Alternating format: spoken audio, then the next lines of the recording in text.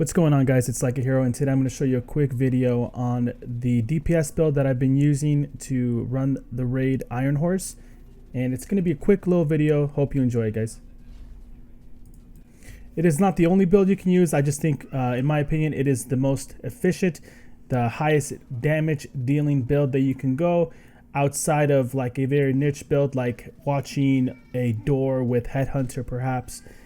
But the build that I'm going to go over with you guys today is my Focus AR build with the FAMAS that I've been using. I've cleared the raid multiple times now, and through that I have kind of just come to the conclusion that this Focus AR build is probably the best build to run the raid. If your primary focus is just dealing damage, definitely what you should go for. Now, before we get into that, guys, make sure to check my link down in the description. I'm streaming on Twitch almost nightly, Twitch TV/LikeAHero. Make sure to hit that follow button. All right, guys, let's get right into it. This is the build. We're going to start by going over the weapons first. This is a full red build, so you're going to see all reds here, but with the weapon that I'm using, it is the Burnout FAMAS, which is the named FAMAS. Now, you can acquire this doing AR target farming, or even maybe you get lucky on a named cache opening. The talent that it has is the Perfectly on Empty. So the Perfectly on Empty talent on the Burnout is a talent that's going to give you 40% weapon handling when you are reloading from empty, okay? And it's for 10 seconds. That is a really great talent to have. Basically what it's doing, it's giving you reloading speed, it's giving you accuracy, stability, it's giving you weapon handling. Since the buff to weapon handling, it's a very good choice to have. Not only that, but also the fact that currently there seems to be a bug, or at least I think it's a bug. I don't know if it's intended or not. A lot of the on-hit effects that you get from, let's say, like a fast hands or steady hands actually do not work when you're attacking weak points in the raid. So Burnout, and specifically the Perfectly on Empty, just had a huge huge raise in its stock value, so to say. So yeah, so let's go over to the next thing. The talents that you're going to want to, or the attributes, sorry, that you're going to want on ARs across the board on almost any weapon in this game is going to be the damage to target out of cover, because it's 10%, right? If you go with armor, it's an option, but there's going to be situations where like a weak point doesn't have armor, and just better to stick with damage to target out of cover as your attribute that you're going to be looking for. For the weapon mods on the FAMAS, you're going to want to stick an 8x scope. I'd use the default one. You can use the digital scope from Sharpshooter if you like. Moving on, we're going to actually go over the mask first. Now, I currently have a Grupo Sombra mask, and that is a mask that has, again, you're going to want all reds, weapon damage, crit chance.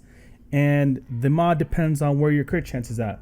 If you have the crit cap, go with crit damage. For my chest, I have the Perfect Focus Iroaldi One Piece, because that's giving me 60% more total damage when I'm scoped in. For my holster, I have a Providence holster, and that's again weapon damage, crit chance, and crit damage. That's what you're going to want to get on everything, guys.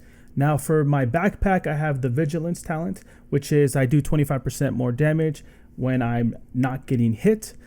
And then on the mask, again, it's a Fenris gloves here. I could still get more optimal here, but weapon damage, crit chance, and crit damage are the name of the game. Moving on here, you can also probably go with Contractor's Glove if you want to, but I choose to go with the AR damage because, again, damage to armor, sometimes you're hitting weak points and things like that do not have armor, so you're just kind of just wasting the talent, their attribute there. For my knees, I have the Foxprayer Overlord knee pads, the named ones, and of course, weapon damage, crit damage, and I have damage to target out of cover of as well. Now for skills, I'm running a Hive and a Shield. The Shield is a great option to have because it helps you keep that vigilance up if you need it, in case you need to go out. I definitely recommend using the Shield all times when possible.